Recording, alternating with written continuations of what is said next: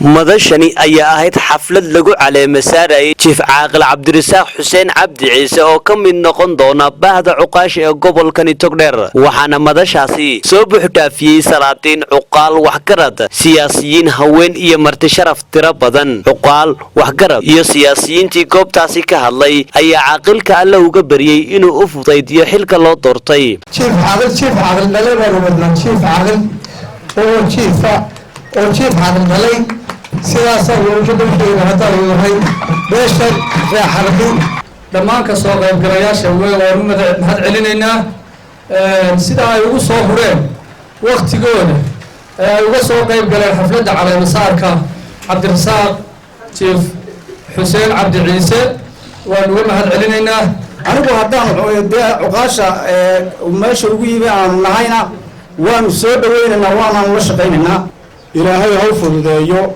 ilaahayna ha sakhiro arinta ilaahayna ku garab galo ummadana mid ilaahay uu la shaqaysto oo u dulqaado isaguna u dulqaato iyaduna wanaaga kula shaqaysta Allah ka dhig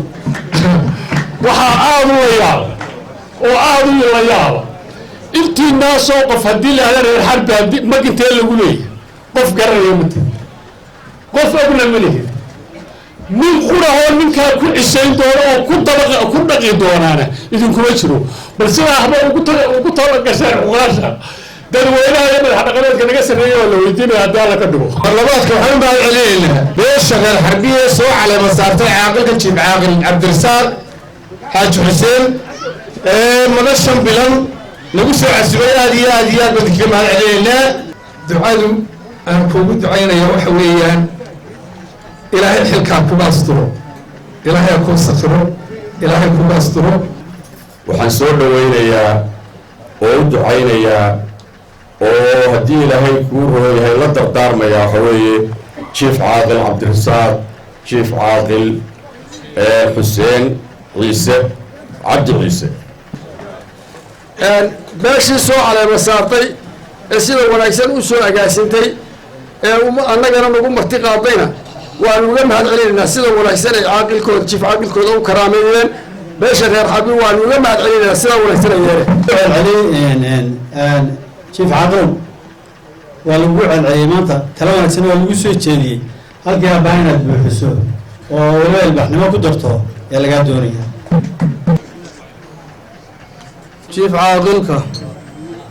Chief Caaqil Xuseen Chief Caaqil Cabdirasaaq Xuseen Cabdi Ciise oo maanta madashan lagu caleem saarayo ugu horeyn waa soo dhaweynayaa madasha lagu caleem saarkiisa iyo doorashadiisaba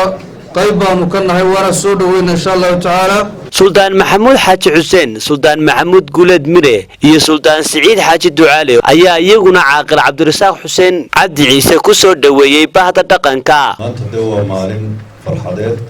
aynu ku caleema saarayna halka kan Chief Caaqil Cabdirasaaq Chief Xuseen